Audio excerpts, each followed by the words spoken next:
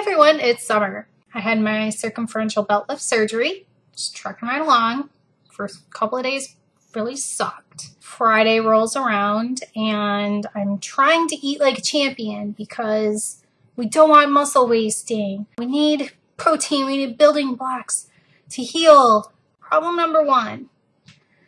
The instruction was to eat light meals until you have your first bowel movement past surgery. I wasn't paying attention to that. I was too worried about not eating enough.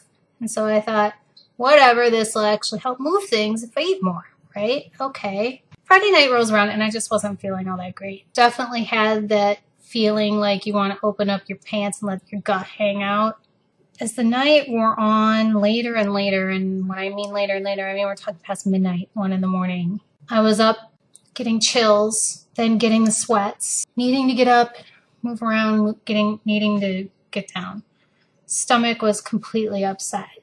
Then I had some vomiting, and that's really bad when you have all these stitches on your abdomen and no core strength. So 8 o'clock in the morning rolls around. I'd been up and down all night, barely got any sleep.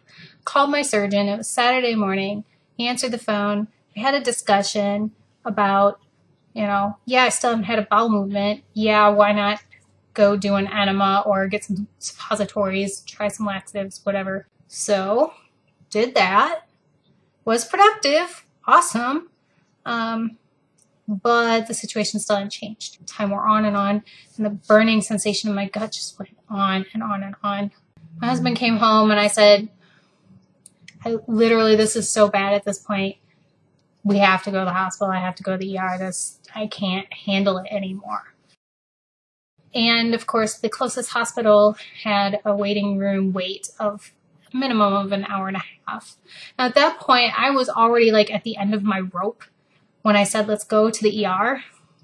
So that hour and a half that I was sitting in the ER was one of the most terrible endurance challenges I've ever had to deal with. I got myself a little vomit bag from the Peoples and I almost had to use it. It was just a mess.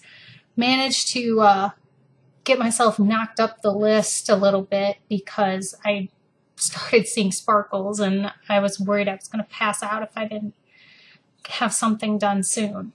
They did an x-ray to look to see if I had like a real small intestine blockage of we have to get in there and operate to untangle your guts kind of thing, or if it was just there's still a whole bunch of poop in there that's backed up. Well, they did the x-ray and they didn't see anything more than just poop backed up. So another enema time, and that was a lot of fun because, who doesn't love getting a bunch of soapy water blown up their ass? Anyway, so had that done. Guess what? No change. And at that point, they gave me more anti-nausea medication. I was vomiting more. At this point, it's we either admit you for observation, or if you think it's going to resolve, you can leave. Well, I'd already been in 24 hours at this point, and so it was the last thing I really want is to be admitted to the hospital. I don't have a whole lot of choice. Surgical team said they wanted a CT of my abdomen. More vomiting because, well, why can't we make this as fun as possible? Just as they get me all settled in, that's when they let me know, okay, well, we have a really easy answer of what happened here. According to the CT, your stomach is distended throughout your entire abdomen. It's holding over 2 liters of material and it's not moving through your system. We need to pump your stomach. Let me just say this right now. Getting that tube put down your nose and into your throat is the worst thing that you could ever wish on another human being. It is completely terrible.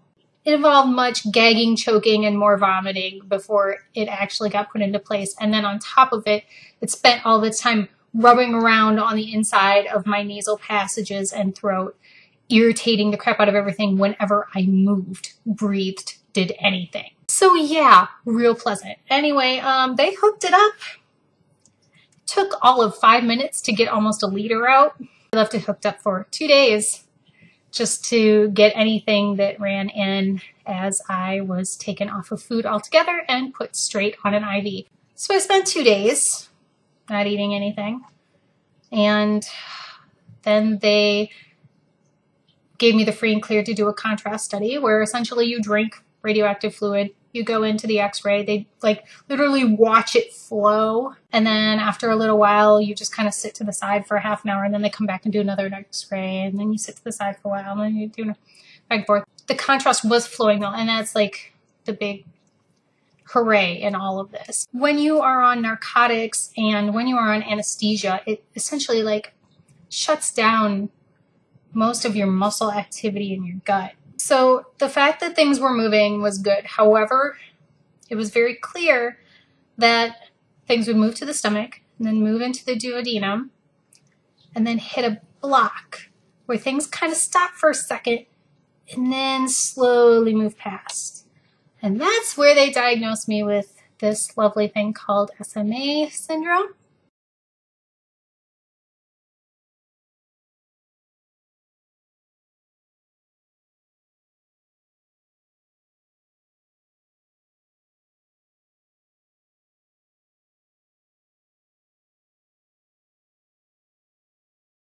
For me, most likely, I was missing that fat pack there. Could be a product of my weight loss actually years ago. It may have been something I've lived with my whole life, didn't even know. Either way, over the course of the last decade, I have had a lot of digestive issues, and anytime I've eaten like a really, really big meal, I've had that burning pain for 6 to 8 hours before it would finally clear. They were pretty quick to say, there is no way that somebody your size could have a stomach that would hold over 2 liters of material in your abdomen unless this was a chronic thing. It wasn't caused by my surgery. However, all the things related to the surgery just created a perfect storm. It was great though once they saw that the material was moving through and I was having bowel movements. Yay. They moved me to a liquid diet, first clear liquid diet, and then on to like a full liquid diet with protein shakes and everything else.